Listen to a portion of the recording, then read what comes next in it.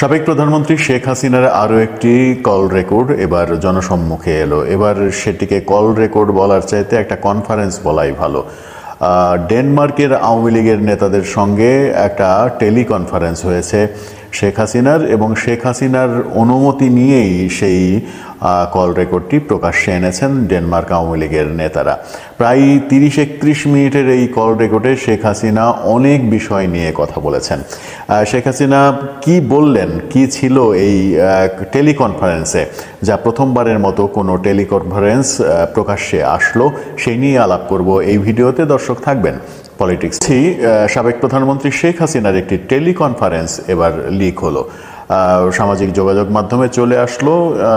সেই টেলিকনফারেন্স প্রায় আধা ঘন্টারও বেশি টেলিকনফারেন্সে তিনি ডেনমার্ক আওয়ামী লীগের নেতাদের সঙ্গে কথা বলেছেন। সেখানে ডেনমার্ক আওয়ামী লীগের নেতাদের হয়তো 1 মিনিট কথা বলার সুযোগ দিয়েছেন, বাকি আধা ঘন্টা সময় পুরোটাই তিনি কথা বলেছেন। সেই কথাতে অনেকটা ফর্মাল কোনো অনুষ্ঠানে যেভাবে শুরু করেন সেভাবেই শুরু করেছেন। জাতির পিতা ৭১-এর শহীদদের শ্রদ্ধা জানানো, ৩রা নভেম্বরের জেল হত্যা দিবসের শহীদদের শ্রদ্ধা জানানো, এরকমভাবেই শুরু করেছেন এবং তার উন্নয়নের একটা বড় ফিরিস্তি দিয়েছেন দীর্ঘ সময় ধরে। তিনি কি কি করেছেন সেগুলো তো আলাপ করে লাভ নেই, গুরুত্বপূর্ণ তিনি কি কথা বললেন সেগুলো চলুন একটু ফিরে দেখা যাক। শেখ হাসিনা গুরুত্বপূর্ণ কথাগুলোর মধ্যে যেটা বললেন সেটা হচ্ছে 5 আগস্ট আমি টার্গেট ছিলাম। 5 আগস্ট পরবর্তী সময়ে, 5 আগস্ট থেকে তার পরবর্তী সময়ে আওয়ামী লীগের নেতাদের যেভাবে মারা হয়েছে সেখানে তিনি প্রধান টার্গেট ছিলেন, এই কথা তিনি বলেছেন। এবং সেখানে একটা সংখ্যাও তিনি বলেছেন যে প্রথমবারের মতো শেখ হাসিনার মুখ থেকে একটা সংখ্যা জানা গেল, সেটা হচ্ছে 289 জন আওয়ামী লীগের নেতাকর্মী যাদের লিস্ট, নাম ঠিকানা পাওয়া গেছে, সেই কথা উল্লেখ করেছেন। 289 জন আওয়ামী লীগ নেতাকর্মী এই মব জাস্টিসের শিকার হয়েছেন, খুন হয়েছেন, এমন কথা শেখ হাসিনার মুখ থেকে আমরা জেনেছি। এছাড়া পুলিশ হত্যার কথা বলেছেন, যে পুলিশ যে কত হত্যা করা হয়েছে এখন পর্যন্ত কেউ জানে না। একজন সমন্বয়ক যে স্বীকারোক্তি দিয়েছেন, পুলিশ হত্যা না করলে, মেট্রো রেলে আগুন না দিলে এই স্বাধীনতা আসতো না, সে কথাও তিনি উল্লেখ করেছেন, যে তারা নিজেরাই স্বীকার করছে যে এগুলো তাদের করা।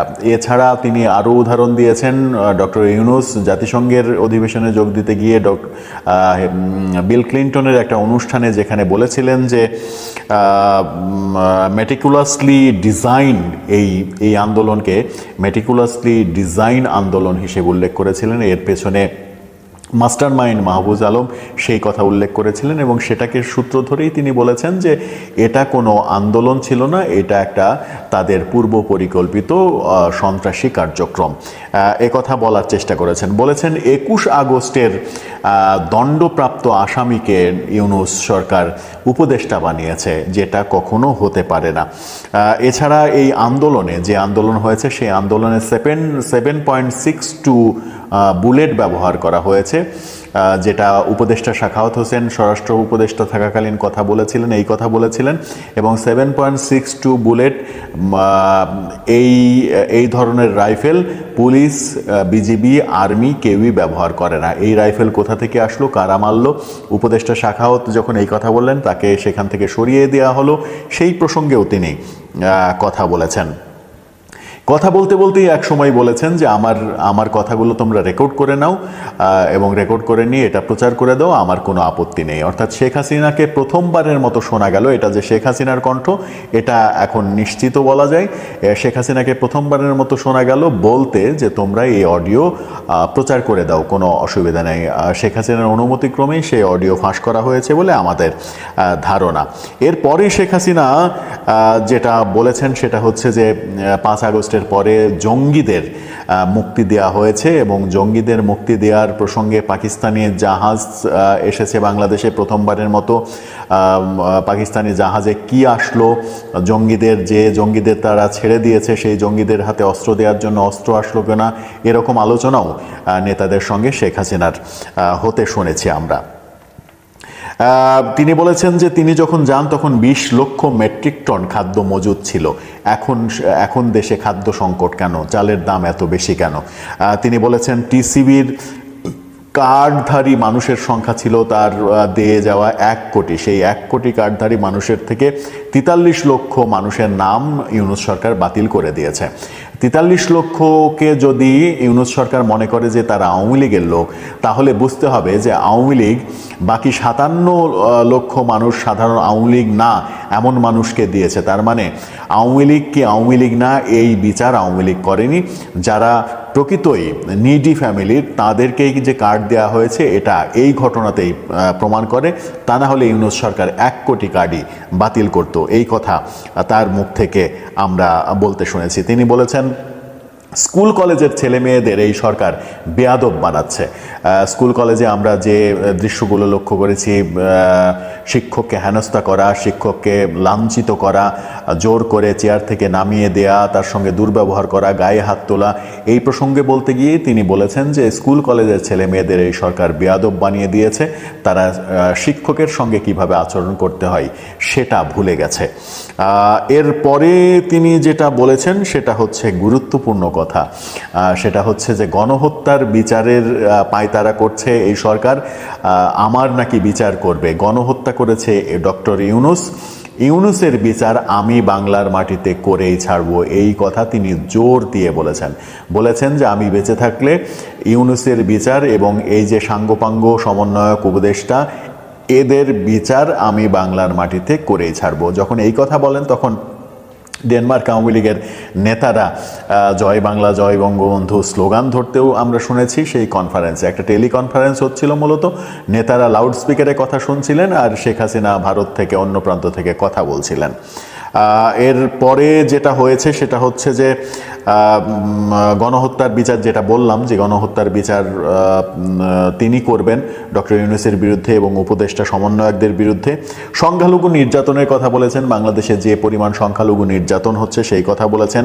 সংবিধান থেকে সেকুলারিজম বাদ দেওয়ার পায়তারা চলছে সেটার সমালোচনা করেছেন তিনি। ধর্মনিরপেক্ষ দেশ, ধর্মনিরপেক্ষই থাকবে এমন কথাও তাকে বলতে শোনা গেছে। গণভবনে 5 আগস্ট যে চুরি হয়েছে সেই প্রসঙ্গে তিনি বলেছেন যে তারপরে ইউনূস তো আবার গিয়েছিল চুরি করতে। অর্থাৎ ডক্টর ইউনূসকে খুবই তুচ্ছ তাচ্ছিল্য করে ডক্টর ইউনূস যখন গণভবনে গিয়েছিল আগুনে পুড়ে যাওয়ার পর আর কি কি আছে সেগুলো খুঁজতে গিয়েছিল, এরকমভাবে ব্যঙ্গ করে তুচ্ছ তাচ্ছিল্য করে কথা বলতে শোনা গেছে শেখ হাসিনাকে। সাংবাদিকদের হেনস্থা করার কথা তিনি বলেছেন 106 জন সাংবাদিকের নামে হত্যা মামলা করা হয়েছে, 184 জন সাংবাদিকের অ্যাক্রিডিটেশন কার্ড বাতিল করা হয়েছে। সব মিলিয়ে সাংবাদিক, সংখ্যালঘু, সাংস্কৃতিক কর্মীদের ওপরে যেভাবে নির্যাতন হচ্ছে এই বাংলাদেশ আমি রেখে আসিনি। তিনি উন্নয়নশীল দেশ গড়ার যে লক্ষ্যে কাজ করছিলেন, উন্নয়নশীল দেশ হতে 2026-এর মধ্যে দেশকে উন্নয়নশীল দেশ ঘোষণা হবে এরকম আশা করেই দেশকে চালাচ্ছিলেন 24-এর নির্বাচনের পরে। কিন্তু মাঝখান থেকে ষড়যন্ত্র, যে ষড়যন্ত্রের ফলে এরকম ঘটনা ঘটেছে, এই কথাগুলো বলার চেষ্টা করেছেন। শেখ হাসিনা আধা ঘন্টার বেশি কথা বললেন ঠিকই, কিন্তু শেখ হাসিনা কিংবা ডেনমার্ক আওয়ামী লীগের একজনকেও একটিবারের মতোও কিন্তু এই কথা বলতে শোনা গেল না যে এটা আমাদের ভুল ছিল, ওটা আমাদের ভুল ছিল। তাদের কোনো ব্যাপারে ভুল নিয়ে কোনো কথা বলতে শুনিনি আমরা এই অডিওতে।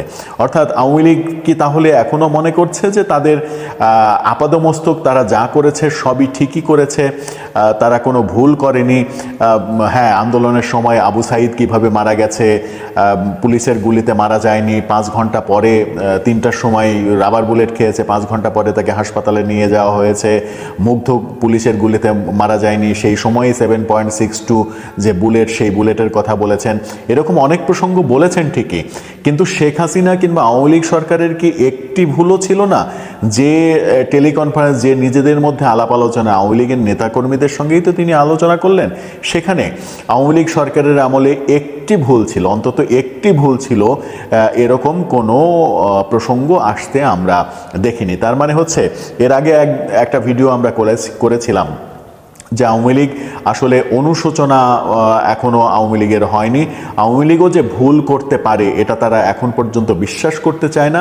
আর এটা যদি বিশ্বাস করতে না চায় তাহলে মনে হয় যে আগামীটা খুব সুন্দর যে হবে সেটা বলা যায় না।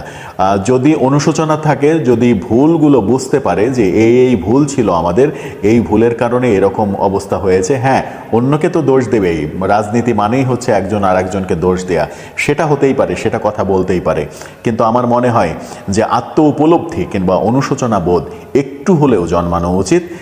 যে ম্যাসাকার হয়েছে, যে অবিশ্বাস্য ঘটনা ঘটেছে 5 আগস্টে, সেই ঘটনার পরে আওয়ামী লীগের ভুল ছিল না এই কথা অন্তত পাগলেও বলবে না আমার মনে হয়। দর্শক, আপনার কি মনে হয় এই যে টেলিকনফারেন্স প্রকাশিত হলো, আস্তে আস্তে সেটা প্রচুর ভাইরাল হয়ে যাচ্ছে, সেটা বিষয়ে, সেটাতে যে কথা হলো, নিজেদের মধ্যে